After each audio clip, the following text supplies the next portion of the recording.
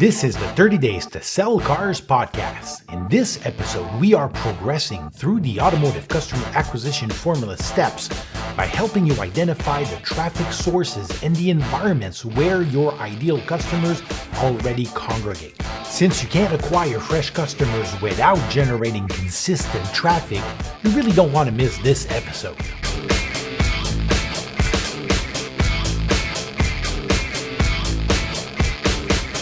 Hi, my name is Sean Cassy, and today we are talking about the fifth stage of the customer acquisition formula, traffic sources. Isn't that what we all want? More traffic? More traffic on our website, more traffic in our showrooms. So let's identify your top traffic sources. With the first third of our customer acquisition formula done, you should now have a clear purpose and have identified the core beliefs of your dealership. You should have a specific goal, aka a specific number of vehicles you want to sell each month. You should have zoomed in on a unique strategy that will act as an overarching game plan that will unify all your efforts to help you reach your goal. And finally, you should have developed the buyer personas of your ideal customers. Now, this is important. If you haven't done the action steps in the previous stages, I highly recommend that you stop here right now, go back, and get them done. If you've been able to get away without doing the action steps up to now, it will start falling apart as we move through the fifth stage and the ones to come. I understand. I also like to plow through a new training quickly so I can grasp the overall framework and then kind of go back and redo the assignments on my second pass. But in my humble opinion, if you don't have at least a vague idea of your why, your goal, your strategy, and your ideal customer, the rest of the customer acquisition formula might sound very theoretical instead of the very practical approach it's meant to be. So if you haven't, again, please stop now and do the action steps in the previous stages. You'll thank me later. Okay, if you're still here, I'll take for granted that you've done your homework. Let's now identify where to find these ideal customers. The first concept important to realize when talking about traffic is that you don't need to create traffic. Traffic already exists. You simply need to funnel it your way. Fortunately for you and I, Facebook, YouTube, LinkedIn, Instagram, Google, Amazon, and even in some way traditional media outlets like television, radio, newspapers, magazines, or the internet as a whole have done a great job agglomerating traffic and potential customers for us. All we need to do is to identify where your ideal customer congregates and provide them with a reason and a way to go from where they are now to you. So where are the clusters of your ideal customers? Where do they congregate? Don't just think about it conceptually. Make a list. Get an Excel spreadsheet and write these down. Let's start first with the people who already know you. The number one place to find clusters of your ideal customer is, without a doubt, your customer database and your current customer list, followed closely by customers visiting your dealership's departments. These people already know you, love you, and trust you. These are considered hot traffic sources. Then we have the people who have liked your Facebook page, the people following you on social media, and the prospects who have subscribed to your content, your blog, and your marketing. They might not all have purchased from you yet, but these people have already taken actions to let you know they are naturally, slowly gravitating towards your business's core beliefs. They are considered warm traffic source. Now here's a quick note. Don't worry if you've done a poor job with your social media channels or haven't started collecting email addresses to build your conquest list of prospects, which is not like your current customer list. We'll get back to that in a minute. For now, let's finish our list of traffic sources. How about your competitors? Would you say that many of your ideal customers are right now visiting your competitors' websites and stores? Well, obviously, yes. They're also very warm traffic sources, and you should add them to your list. Here's another quick note.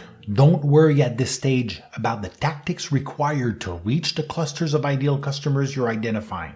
For example, you could use custom affinity audiences to target people visiting your competitor's website, or use geofencing to target people visiting your competitor's physical locations. We will review these in great lengths in the next stage of the customer acquisition formula. For now, just focus on identifying all the potential pockets and traffic sources. Now open another tab to your browser and start Googling. Research all the potential online and offline publishers where your ideal customers might congregate, and identify the content sources they might be consuming through their daily lives.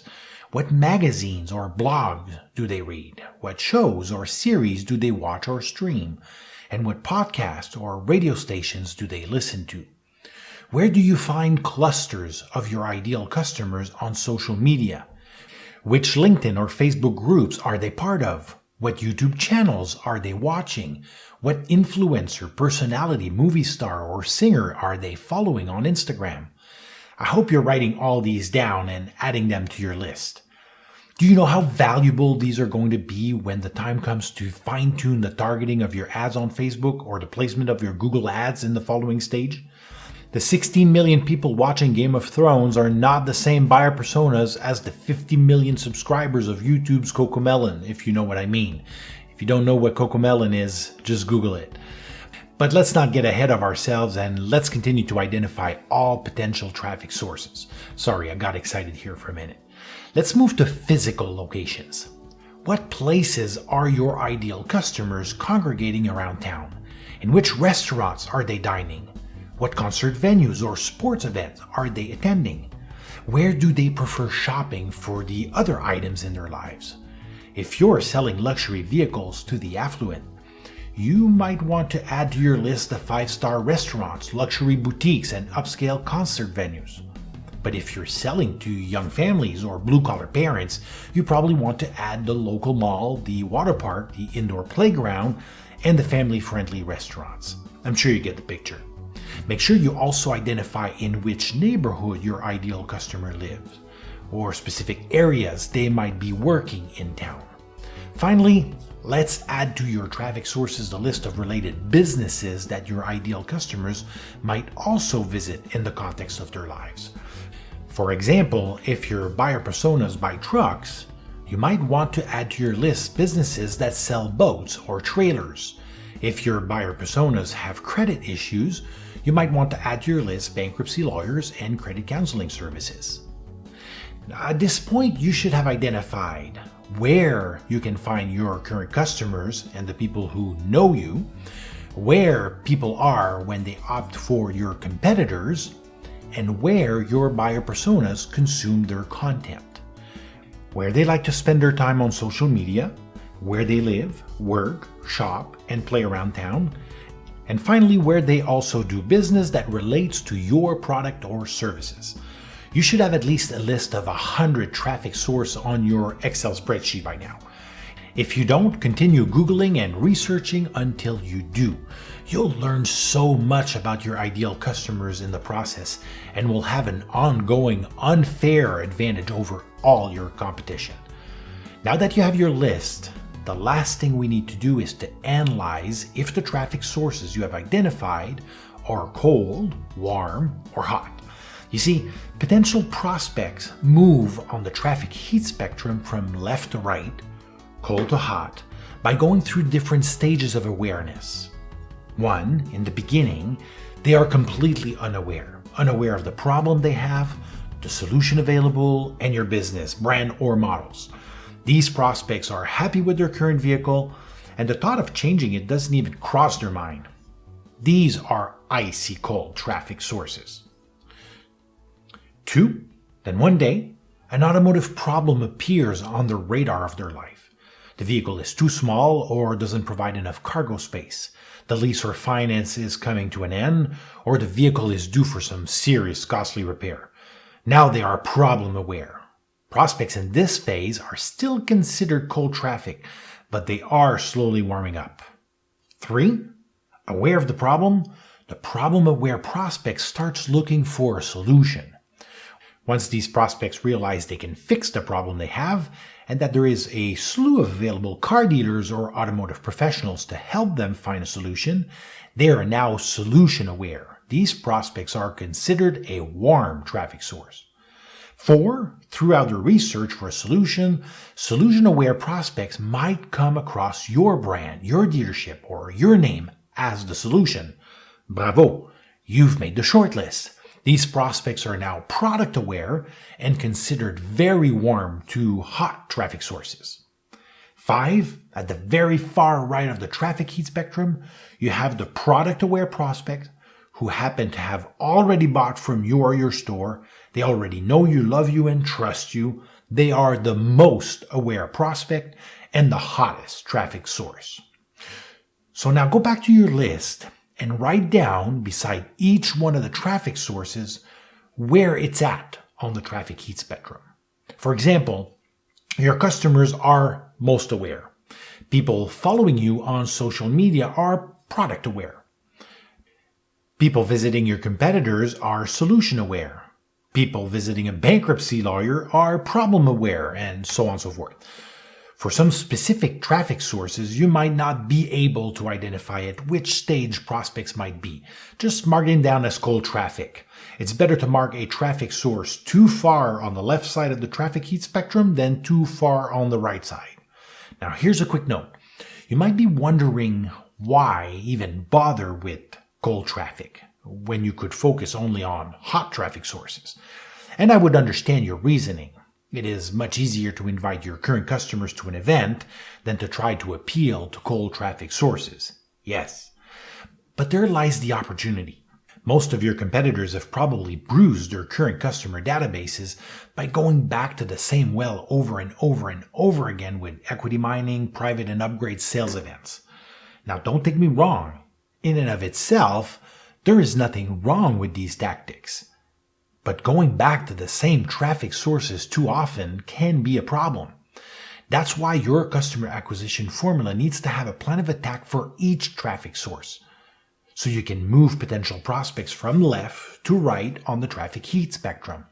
That's how you keep your pipeline full and how you always have access to new hot buyers. Dealerships or automotive professionals who can master cold traffic can consistently and predictably turn total strangers into paying customers and raving fans. Now here are your action steps.